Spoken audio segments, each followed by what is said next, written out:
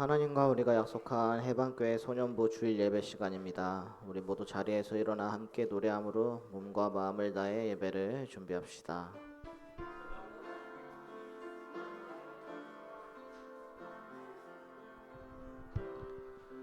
주께와 엎드려 경배드립니다. 주 계신 곳엔 기쁨 가득 무엇과도 누구와도 바꿀 수 없네. 예배드림이 기쁨 됩니다. 주께와 엎드려 경배드립니다. 주 계신 곳엔 기쁨 가득 무엇과도 누구와도 바꿀 수 없네. 예배드림이 기쁨 됩니다. 하나님께서 우리를 예배의 자리로 부르십니다. 우리 함께 그 은혜를 힘입어 하나님께로 나아갑시다. 하나님은 영이시니 예배하는 자가 영과 진리로 예배할지니라. 아멘. 먼저 사도신경으로 우리의 믿음을 고백합시다. 나는 전능하신 아버지 하나님 천지의 창조주를 믿습니다. 나는 그의 유일하신 아들 우리 주 예수 그리스도를 믿습니다. 그는 성령으로 잉태되어 동정녀 마리아에게서 나시고 본디오 빌라도에게 고난을 받아 십자가에 못 박혀 죽으시고 장사된 지 사흘 만에 죽은 자 가운데서 다시 살아나셨으며 하늘에 오르시어 전능하신 아버지 하나님 우편에 앉아 계시다가 거기로부터 살아있는 자와 죽은 자를 심판하러 오십니다. 나는 성령을 믿으며 거룩한 공교회와 성도의 교제와 죄를 용서받는 것과 몸의 부활과 영생을 믿습니다. 아멘.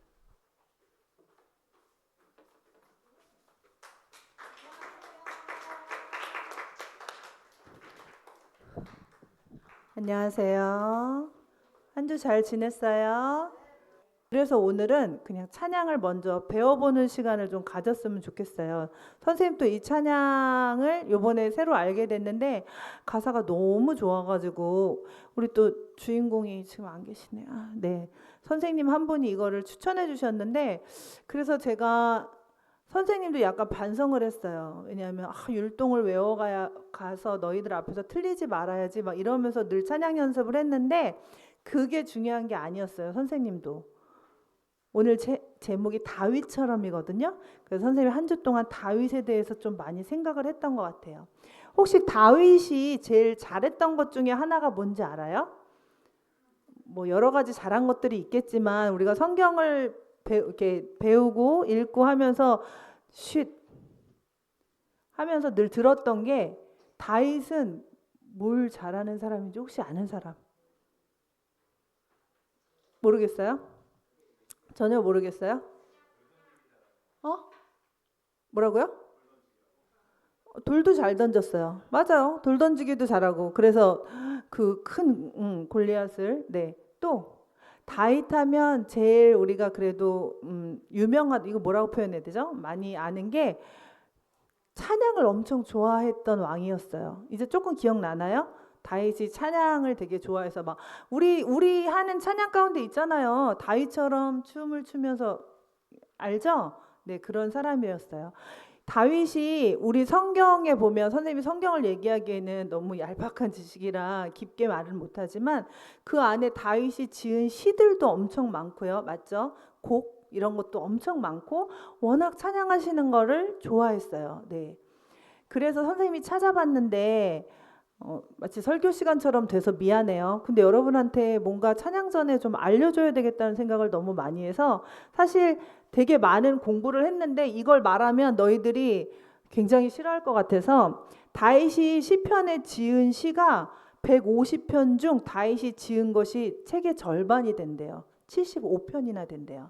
그래서 오늘 뭘 보여줄 거냐면 선생님이 이거를 또 찾아봤어요.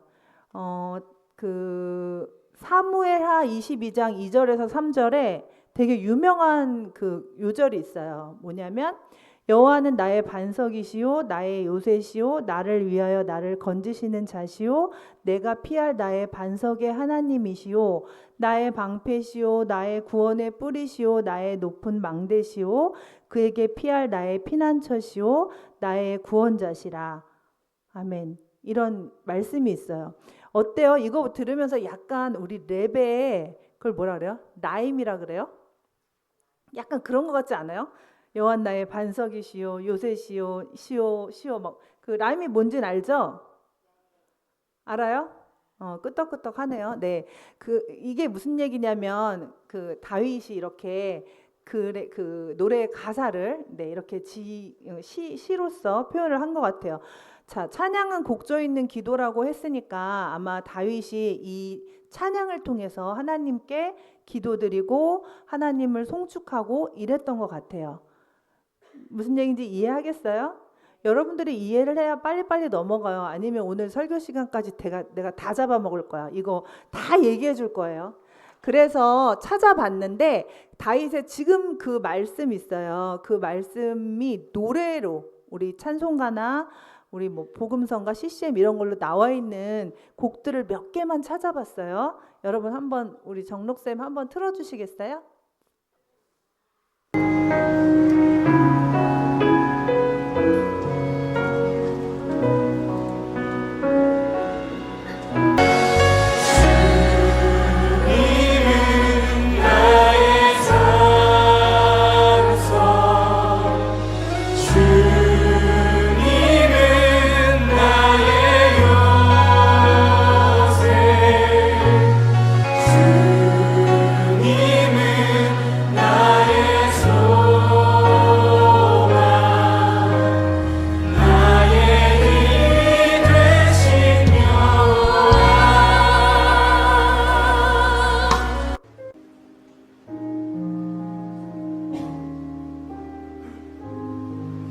여러 곡들이 메들리 된 거예요. 주는 나의 반석이시며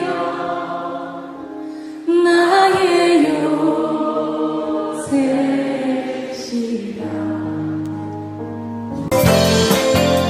여호와는 나의 반석,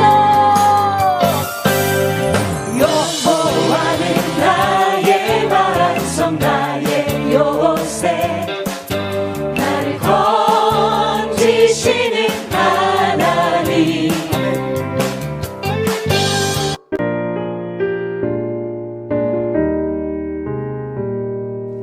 나의 반석, 나의 방패, 나의 피난처,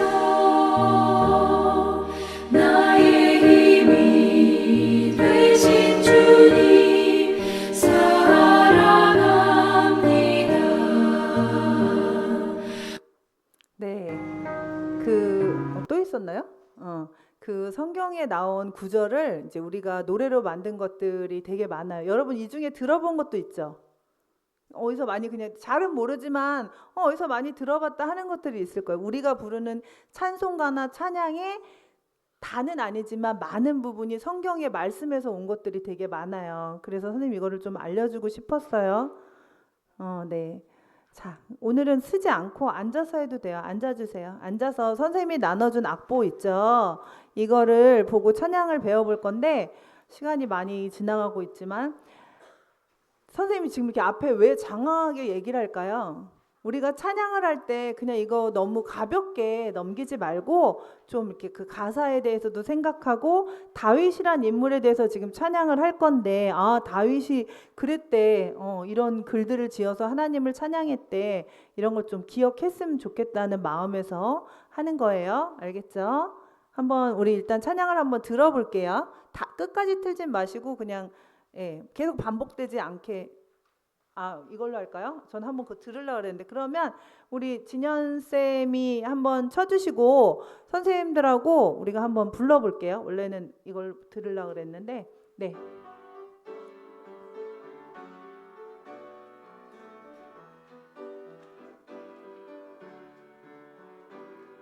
우리 앞에 말고 다윗처럼 노래해봐. 어느새 문제가 작아질 거야. 우리 앞에 두려운 일 있을 때 염려하지 말고 다윗처럼 노래해봐. 어느새 문제가 사라질 거야. 어떠한 상황 중에도 노래하는 이 시간 나를 이전보다 새롭게 하며 더 이상 문제가 아닌 주께 더 가까이 가는 이 시간 나를 이전보다 강하게 하네. 다윗처럼 여호와의 이름으로 노래하리라. 내 평생에 주의 선하심을 찬양하리라. 다윗처럼 여호와의 이름으로 노래하리라. 내 평생에 주의 선하심을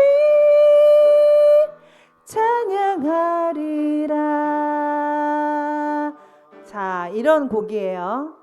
음정이 조금 틀렸을 수도 있어요. 주희쌤 넘어가 주세요. 네, 이게 그 MR로만 듣다가 이거 반주로 하니까 좀 헷갈리네요. 여러분들 어때요? 알겠어요? 알겠어요? 자, 한 번만 불러보고 다음 주에 또 할 거예요. 시간이 지금 많이 지나서. 자, 한번 같이 불러볼 거예요. 악보 볼 줄 알죠? 네, 한번 우리 다 같이 한번 불러볼게요.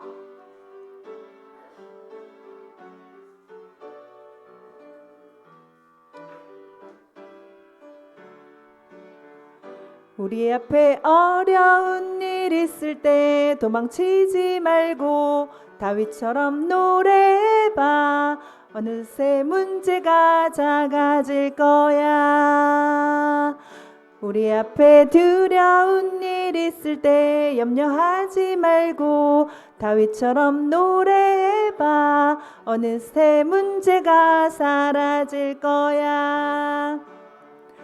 어떠한 상황 중에도 노래하는 이 시간 나를 이전보다 새롭게 하며 더 이상 문제가 아닌 주께 더 가까이 가는 이 시간 나를 이전보다 강하게 하네. 다윗처럼 여호와의 이름으로 노래하리라. 내 평생에 주의 선하심을 찬양하리라. 다윗처럼 여호와의 이름으로 노래하리라. 내 평생에 주의 선하심을 찬양하리라. 오, 악보를 주니까 우리 친구들 소리가 들렸어요. 그동안 악보가 없어서 그랬나 봐요. 네, 오늘 예배 찬양은 생략하고 오늘 찬양은 여기까지 하겠습니다.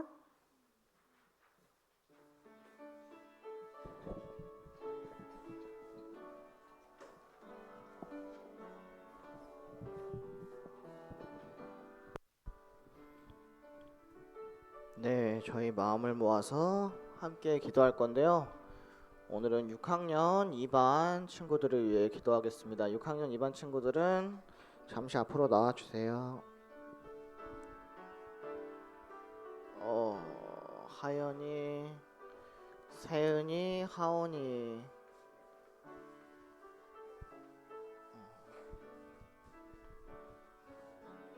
네, 좀 더 가운데로 모여주시고요.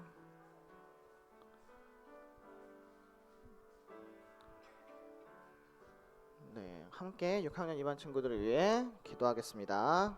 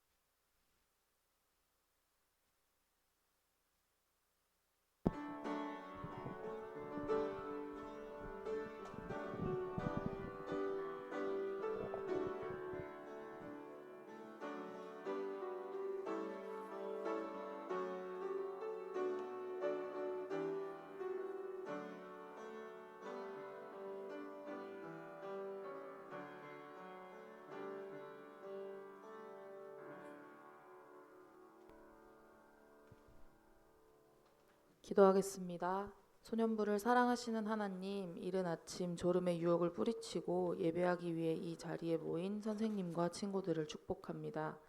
지난주에는 어린이 대공원으로 소풍을 다녀왔습니다. 주님께서 눈동자처럼 지켜봐 주신 가운데 누구 하나 다치지 않고 선생님과 학생들이 교제하며 즐거운 시간을 갖게 해주심에 감사드립니다. 행사를 위해 기도했던 아이들과 선생님, 부모님, 그리고 부모 도움 주심 섬김의 손길들에 축복 더하여 주시고 다음 행사를 또 기대하며 준비할 수 있는 마음을 허락해 주세요. 오늘 전서에게 물어봐 시간을 통해 이종민 전도사님께서 내용 전해 주실 때에 잘 듣고 평일의 일상으로 돌아간 후에도 하나님을 생각하며 살아갈 수 있도록 도와주세요. 쌀쌀해진 날씨 가운데 저희들을 항상 지켜주실 것을 믿고 이 모든 말씀 예수님 이름으로 기도드리며 이제는 주님께서 가르쳐주신 기도로 함께하오니 하늘에 계신 우리 아버지, 아버지의 이름을 거룩하게 하시며 아버지의 나라가 오게 하시며 아버지의 뜻이 하늘에서와 같이 땅에서도 이루어지게 하소서. 오늘 우리에게 일용할 양식을 주시고 우리가 우리에게 잘못한 사람을 용서해 준 것 같이 우리 죄를 용서하여 주시고 우리를 시험에 빠지지 않게 하시고 악에서 구하소서. 나라와 권능과 영광이 영원히 아버지의 것입니다. 아멘.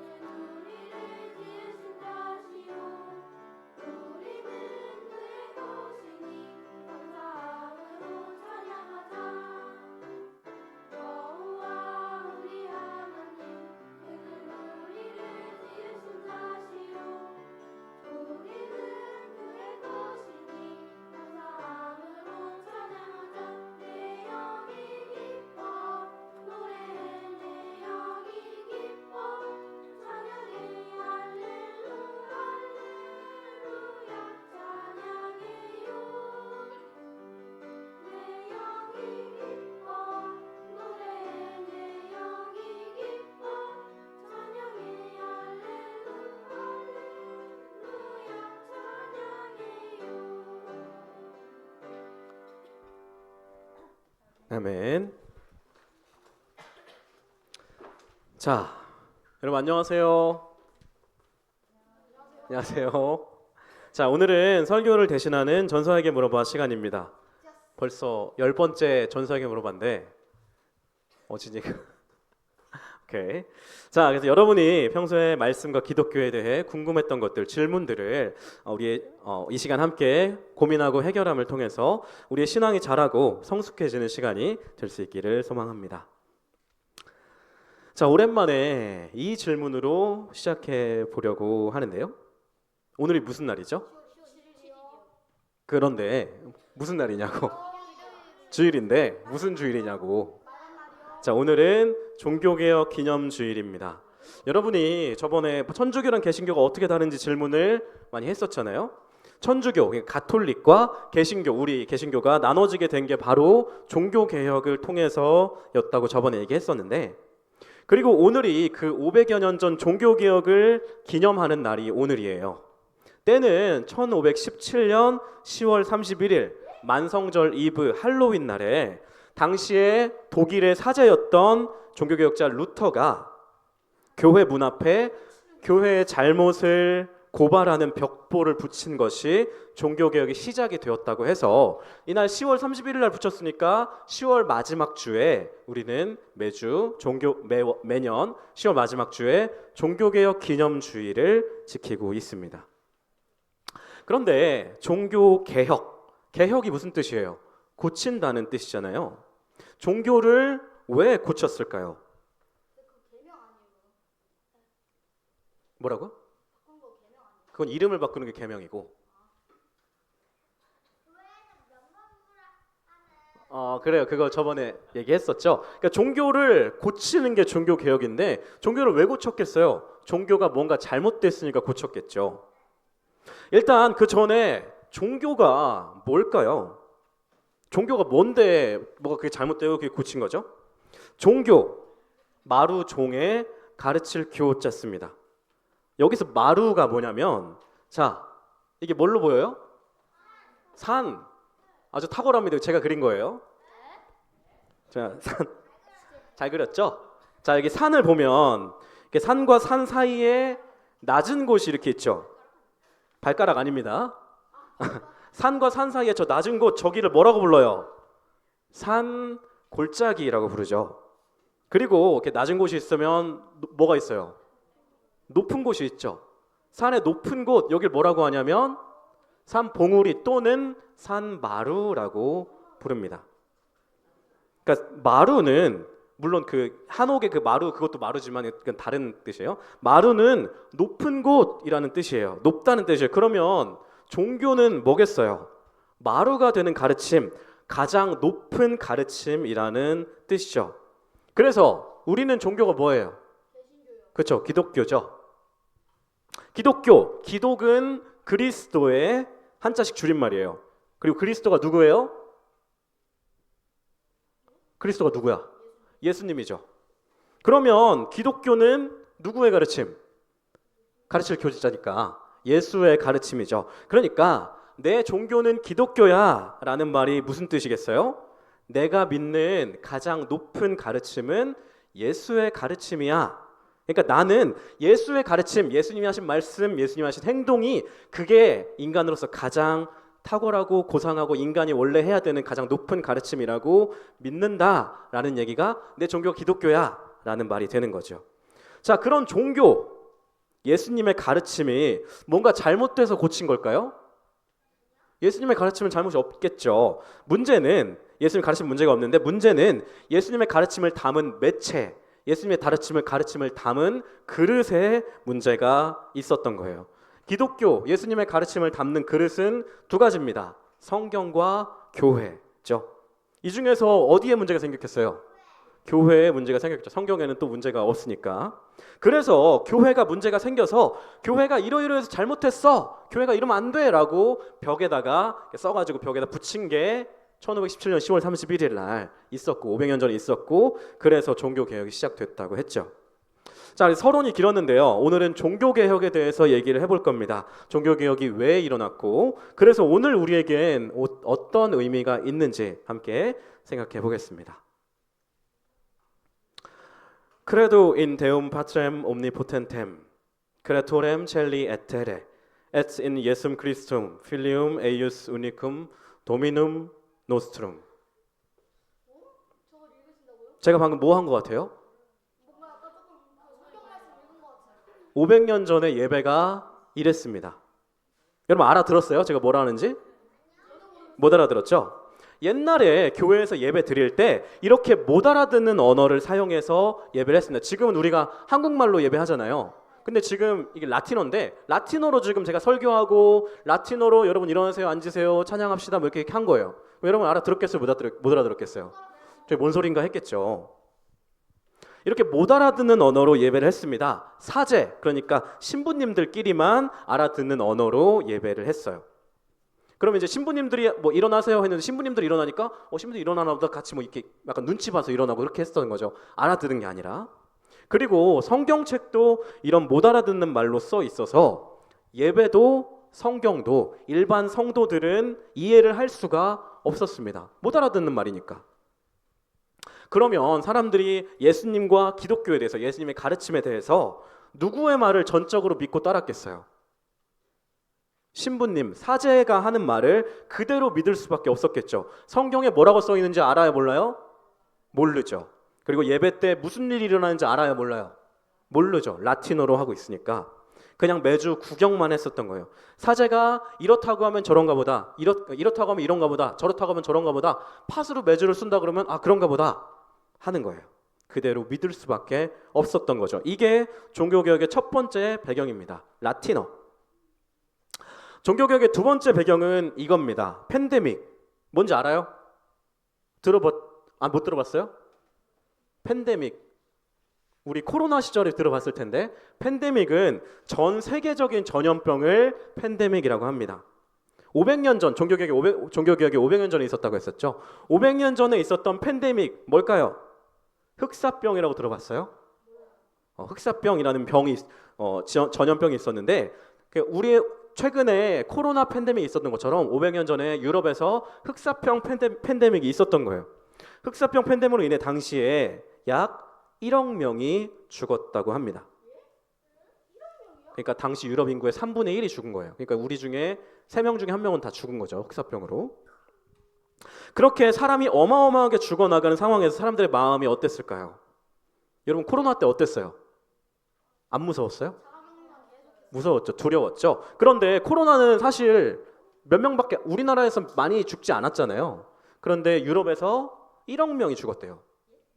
그러면 사람들의 마음이 어땠겠어요? 죽음의 공포가 온 유럽을 뒤덮었겠죠. 그런데 흑사병이 사제고 일반 성도고 가리고 걸렸을까요? 사제는 흑사병 안 걸리고 일반 성도들은 다 걸리고 그랬을까요? 아니죠. 사제도 걸리고 일반 성도들도 걸리고 그랬겠죠. 그렇게 사제들이 많이 죽으니까 교회에 사제가 많았겠어요? 적었겠어요? 부족해졌겠죠. 당시에는 예배나 어떤 신앙생활을 할 때 사제를 통해서만 예배를 할 수가 있었어요. 우리가 인간이 하나님께로 나아가려면 사제를 통해서, 우리 하나님 말씀 들으면 사제를 통해서 사제가 중간에 있었어야 했는데, 그런데 지금 사제가 흑사병 걸려서 다 죽었잖아요. 얼마 안 남았잖아요. 그래서 사제가 부족하니까 그럼 교회가 어떻게 했겠어요? 더 뽑았겠죠. 그런데 그렇게 급하게 사제를 뽑으려고 하다 보니까 어떤 일이 일어났냐면 자격 미달인 사람들도 아무나 너 오늘부터 사제해, 지금 사람 없으니까 빨리 와서 해, 이렇게 된 거예요. 그러면 사람들이 사제들에 대한 신뢰가 어떻겠어요? 떨어지겠죠. 저 사람 어제까지만 해도 내 옆집에서 그냥 술 취하고 그러던 사람인데 갑자기 사제랍시고 앞에서 저러고 있네. 저 사람이 하는 말이 맞아? 이렇게 된 거죠. 자, 종교개혁의 세 번째 배경은 면죄부입니다. 우리 병우가 얘기했던 당시의 교회는, 자, 사제는 특별한 사람이야. 그러니까 사제를 통해서만 하나님께로 왔다 갔다 할 수 있는 거야. 그러니까 사제가 하는 말은 그대로 따라야 돼. 이런 권위를 가지고 예수님의 가르침, 기독교를 전했는데, 그런데 사제의 권위가 흔들리기 시작했잖아요. 저 사람 하는 말이 맞아? 저 사람 방금 어제까지만 해도 내 옆집 살던 사람인데. 그래서 사제의 권위가, 교회의 권위가 흔들리니까 이제 교회는 어떤 선택을 했냐면 건축을 하기로 했습니다. 아주 거대한 대성당을 건축해서 교회의 권위를 높이려고 했어요. 그런데 이런 대건축을 하려면 뭐가 필요해요? 돈이 필요하죠. 그래서 교회는 더 잘못된 선택을 합니다. 구원을 돈을 받고 팔았던 거예요. 여러분, 돈만 내면 구원받을 수 있습니다. 이 면죄부를 사세요. 여러분, 심지어 여러분보다 먼저 죽은 가족들도 이 면죄부 사면 우리 교회가 구원해 줄 테니까 먼저 죽은 가족들도 돈만 내면 구원받을 수 있으니까 면죄부 사세요. 이게 바로 구원의 증표입니다. 사람들은 너도 나도 앞다퉈서 면죄부를 샀고 교회는 떼돈을 벌었어요. 종교개혁의 배경 세 가지, 라틴어, 흑사병, 그리고 면죄부.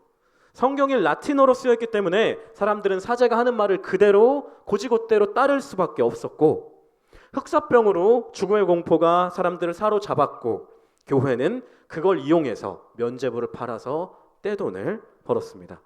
루터는 당시 교회의 이 모든 잘못된 행태들을 보고는 이건 잘못됐어, 이건 예수의 가르침이 아니야, 종교가 아니야 라는 생각으로 종교를 개혁하기 시작했어요. 자, 그럼 루터는 교회를 어떻게 개혁했을까요? 교회 문제가 세 가지니까 세 가지 구호를 가지고 교회의 잘못된 점들을 뜯어 고쳤는데, 오직 성경, 오직 믿음, 오직 은혜, 이 세 가지 표어를 가지고 종교 개혁을 실행했습니다. 자, 먼저 오직 성경이 뭘로 써 있었다고요? 라틴어로 써 있었다고. 라틴어로 써 있으니까 어떻게 돼요? 못 읽잖아요. 그래서 읽을 수 있는 말로 성경을 번역했습니다. 그러니까 이 사람 독일 사람이니까 라틴어를 독일어로 번역한 거죠. 우리도 지금 성경을 한글로 읽잖아요. 이것도 루터 때 번역하기 시작해서 우리도 이제 번역을 하게 된 거예요. 성경이 라틴어가 아니라 우리가 읽을 수 있는 말로 번역이 되면 성경을 읽을 수 있어요, 없어요? 읽을 수 있죠. 그럼 성경에서 뭐라고 써 있는지 알아요, 몰라요? 알 수 있죠. 그래서 이제 사제가 뭔가 잘못된 말을 하면 어떻게 할 수 있어요? 그거 틀렸는데요? 성경은 이렇게 써 있는데요? 이렇게 사제의 잘못된 말에 따르지 않을 수 있는 근거가 되는 거예요, 성경이.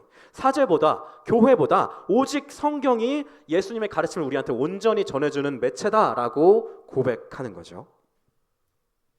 다음으로 오직 믿음은, 그 전에는 하나님 앞에 나아가려면 누가 필요하다고요? 사제가 있어야 돼요. 그래서 내가 만약에 뭔가 잘못했어요, 그럼 이제 사제한테 가서, 이거 뭔지 알죠? 고해성사라고 하는데, 제가 사제를 통해서 하나님한테 회개를 해야 되는 거예요. 그런데 우리는 지금 그렇게 안 하죠. 루터는 오직 믿음만 있으면, 하나님께로 나가려면 믿음만 있으면 왕 같은 제사장, 믿음이 있는 사람은 다 제사장, 사제니까 하나님 앞에 사제가 필요한 게 아니라 내가 믿음만 있으면 내가 직접 하나님께로 나아가서 회개도 하고 찬양도 하고 예배도 하고 할 수 있는 거다. 사제가 필요한 게 아니라 믿음이 필요한 거야 라고 가르쳤습니다. 성경이 이렇게 말하고 있으니까 이제 루터도 이걸 주장할 수 있었던 거죠. 마지막으로 오직 은혜는, 구원을 받는 건 내가 착한 일 하면 가요? 착한 일 하면 하나님 나라 가요? 어여뻐하면 가요? 돈 많으면 가요? 헌금을 많이 해서 면죄부를 사서 구원을 받는 게 아니라 예수님의 십자가, 오직 그 은혜로, 오직 은혜로 구원받는 거다. 돈으로 구원받는 게 아니라, 나의 어떤 조건으로 구원받는 게 아니라 오직 은혜로 구원받는 거라고 루터는 가르쳤습니다. 기존의 교회의 가르침은 틀렸고 예수의 가르침에 따르면 이게 맞는 거야. 오직 성경, 오직 믿음, 오직 은혜, 이게 맞는 거다라고 루터가 가르쳐서 종교 개혁을 했었던 거예요. 종교개혁자 루터뿐만 아니라 다른 여러 사람들도 곳곳에서 종교개혁을 했습니다. 당시 교회의 잘못된 모습은 루터가 있었던 독일에서만 있었던 게 아니라 독일, 스위스, 영국 곳곳에서 교회가 잘못된 행태들을 했기 때문에 종교개혁을 했었던 거죠. 그렇게 곳곳에서 종교개혁이 일어나니까 이제 가톨릭 교회는 뭘 느꼈겠어요? 우리가 지금 뭔가 잘못하고 있나 봐. 그래서 스스로를 개혁하기도 했습니다. 그래서 오늘날 천주교가 그 옛날의 잘못된 모습 그대로라고 생각하면 안 됩니다. 그냥 그때는 잘못된 모습이었어서 종교개혁을 했지만 그 종교개혁의 여파로 카톨릭도 자기들을 종교개혁을 해서 이제는 카톨릭도 우리 개신교와 여전히 조금 다르지만 거기도 예수님의 가르침을 잘 전하는 우리의 형제 종교라고 생각하는 게 맞아요. 자, 이제 말씀을 마무리하려고 하는데요. 개혁된 교회는 항상 개혁되어야 한다. 이게 되게 우리 개신교, 그리고 개신교 그 개혁 교회의 유명한 문구인데, 자, 교회 개혁, 종교 개혁은 500년 전에 끝난 걸까요? 루터가 했었으니까 이제 지금 루터 죽었잖아요. 그러면 종교 개혁 끝났어요? 그렇지 않습니다. 왜냐하면 오늘날에도 문제가 있을 수도 있거든요. 교회에 뭔가 잘못된 점이 있다면 끊임없이 고쳐 나가야만이 교회가 제대로 된 역할을 할 수 있다는 말이죠. 교회의 제대로 된 역할이 뭔데요? 교회는 제가 아까 교회가 예수님의 가르침, 기독교를 담는 그릇이라고 했어요. 그럼 교회는 예수님의 가르침을 담은 그릇으로서 세상에 예수님의 가르침을 전하고 그 예수님의 가르침을 통해서 이 세상에 하나님 나라를 이루어가고 그런 역할을 교회가 해야 되는데 교회가 잘못된 행동을 하면 교회가 어떻게 해야 돼요? 개혁을 해야 되는 거죠. 그렇게 교회가 잘못된 점을 계속해서 고쳐 나가려면 어떻게 해야 될까요? 질문을 멈추지 말아야 합니다.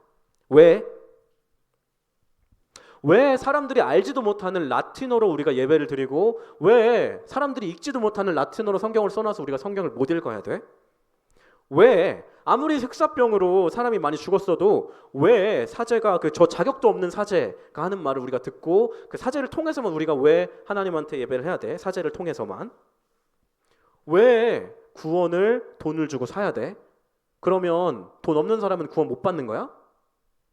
왜가 중요합니다. 질문이 교회의 잘못된 모습을 드러내고 질문이 개혁, 고치는 일에 열쇠가 되는 거예요.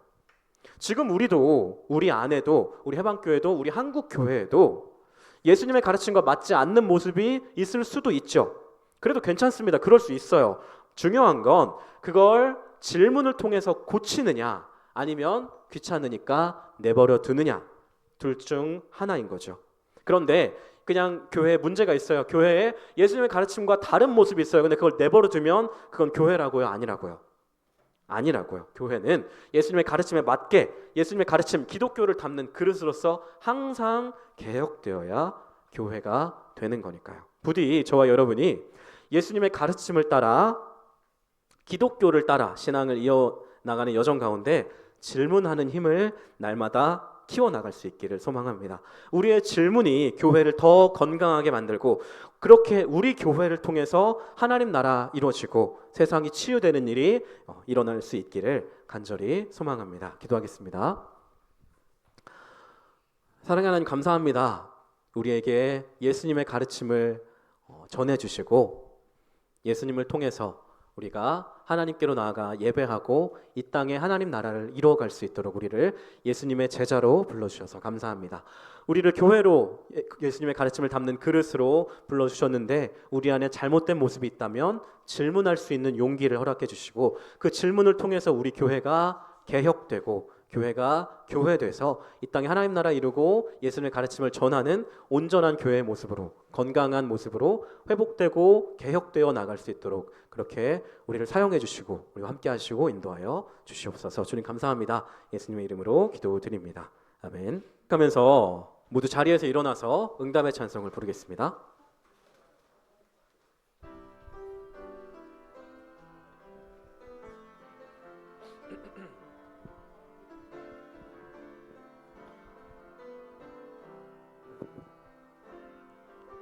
함께 손잡은 우리 하나 되어 오직 한 분 하나님을 섬길 때 주님 지으신 이 멋진 세상 하나님 나라 될 거예요.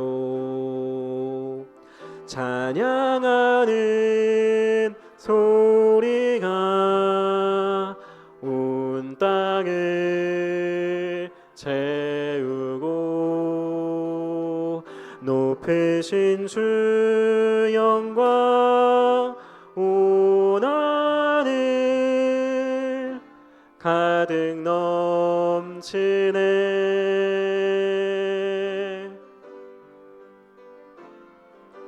함께 손잡은 우리 하나 되어 오직 한 분 하나님을 섬길 때 주님 지으신 이 멋진 세상 하나님 나라 될 거예요. 우리 한 번 더 찬양하는 소리가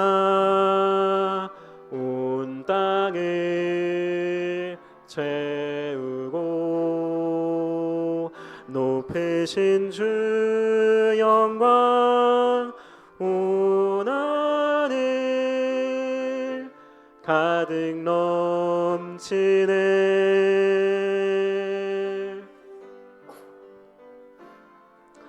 함께 손잡은 우리 하나 되어 오직 한 분 하나님을 섬길 때 주님 지으신 이 멋진 세상 하나님 나라 될 거예요.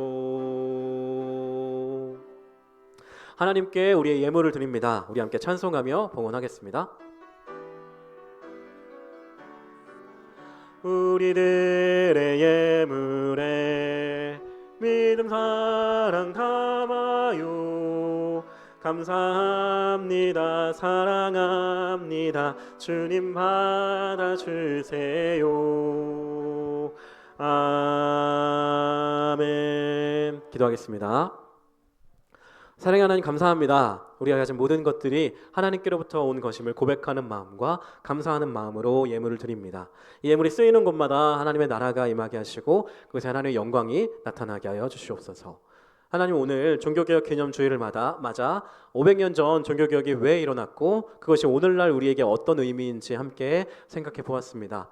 그냥 종교개혁이 500년 전 과거에 있었던 옛날 이야기로 끝나는 것이 아니라 오늘 우리도 교회를 개혁하는 예수님의 가르침에 맞게 교회를 날마다 새롭게 하는 주체로서, 교회의 일원으로서 우리가 우리 안에 잘못된 모습이 무엇이 있는지, 예수의 가르침이 무엇인지 잘 알고 질문하고 고쳐나갈 수 있는 우리 될 수 있도록, 그래서 우리를 통해서, 우리 교회를 통해서 이 땅에 예수님의 가르침이 전해지고 하나님 나라가 이루어질 수 있도록 그렇게 우리를 통해서 주님 역사하여 주시옵소서. 주님 감사합니다. 예수님의 이름으로 기도드립니다. 아멘. 이제 우리 예배 마지막 순서인 축복에 서는 시간입니다. 공동 축복 기도문을 모두가 함께 선포함으로 소년부 주일 예배를 마치겠습니다. 이 시간 하나님께서 우리에게 복을 주십니다. 여기 함께 모여서 하나님을 예배하는 우리에게 하늘의 신령한 복을 내려주십니다. 넘치는 사랑으로 온 세상을 만드시고 언제나 우리를 지키시는 아버지 하나님의 사랑이 하늘 영광 버리고 이 땅에 내려오셔서 십자가에 달려 죽기까지 우리를 섬기신 우리 주 예수님의 은혜가 언제나 우리를 도우시고 선한 길로 인도하시는 성령님의 임재가 영원토록 우리에게 있기를 바랍니다. 성부, 성자, 성령 삼위일체 하나님의 사랑과 은혜와 임재가 시간을 넘어서 우리와 항상 함께하기를 간절히 소망합니다. 예수님의 이름으로 기도드립니다. 아멘.